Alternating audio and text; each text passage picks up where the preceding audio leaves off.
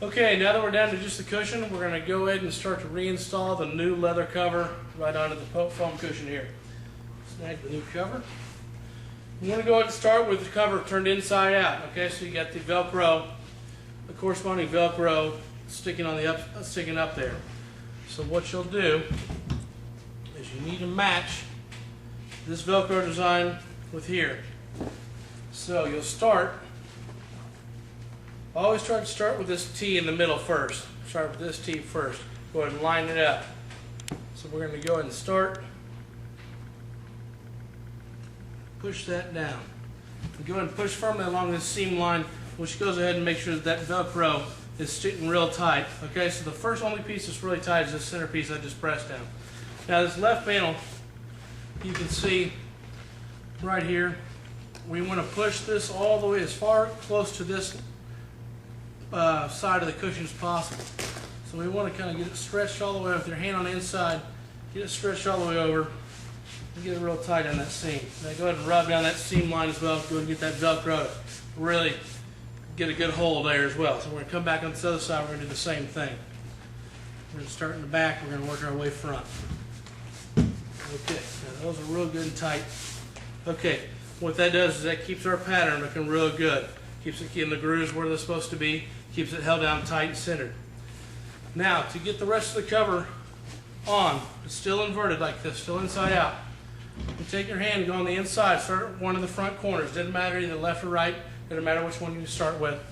Go ahead and place your hand on the inside of that frame, on the inside of the cover here, and you want to kind of roll your wrist over to roll it on tight there. Which really helps you keeping a lot of creases and stuff out of there. It really helps to roll it on a little tighter. You come over to the other side, you're going to do the same thing. Get your hand inside. Basically, you're going to be feeling this seam right here with your right hand on the inside. You're going to get on there and you want to roll your hand over. That keeps a real good, tight, smooth fit on your front. You're not going to have any wrinkles. This will really help to prevent keeping the wrinkles from being on there. Kind of do the same around to the back. We're going to roll over in the rear part. We're going to roll over in the back as well. Okay, now that we got this rolled over, we're going to flip the cushion over, and we're going to get to the plastic clips. Alright, we're going to go ahead and flip the cover over and get going with putting the plastic clips onto the frame. Now the first clip we're going to concern ourselves with is this long plastic clip that kind of boomerangs around the whole front of the seat. Okay.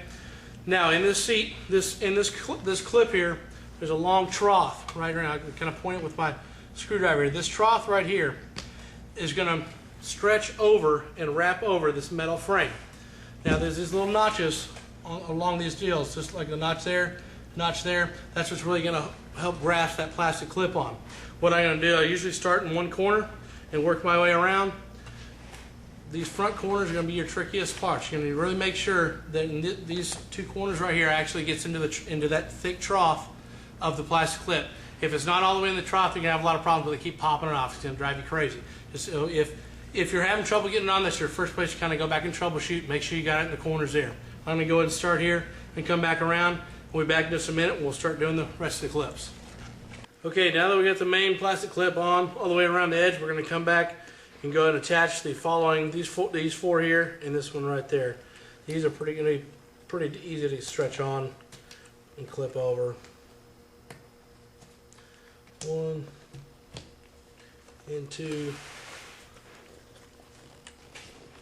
3,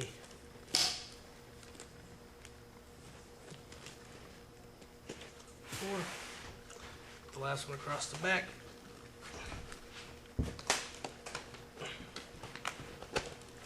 All right, now we got those on. We'll flip it over. Everything looks good. Now we're getting ready to go ahead and mount this back onto the seat frame and get ready to put it back in the truck. Okay, next we're going to go ahead and mount the seat cushion back onto the frame.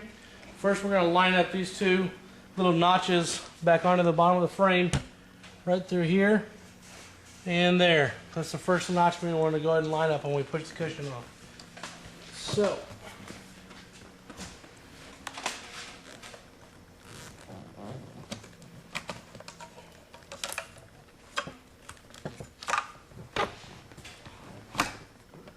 there we go. And kind of push this whole cover down, kind of wiggle it back and forth. get it in. Then your next part you want to line up is where the bolts come through the top of these, the top frame right there. Take your nut there and just kind of hand tighten it. It doesn't have to be on there all the way yet. We'll go ahead and get the electrical connections first, and then we'll come back and torque these on down and get them good and tight. Okay, next we're going to go and hook up all the power connections, and we'll be back here shortly. Okay, now that we've got all our power connections back on, we're going to go ahead and tighten these two top nuts there. Again, I believe that's the 13 millimeter. We'll go ahead and get those tightened.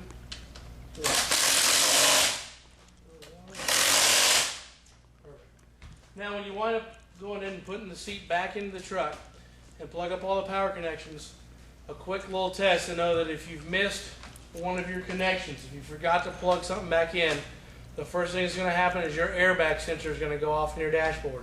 So if you put the seat back in the truck, wire it all up, and say, hey, man, my airbag sensor's gone off, I don't know what's going on, that's the first thing you should look at, is you probably missed one of the connections. I've done it 100 times, so don't feel bad. I've had to pull the seat back out of the truck and scour back through it and find the one I missed. But 10 times out of 10, if your airbag sensor goes off, one of your clips maybe isn't tight enough or it's completely undone.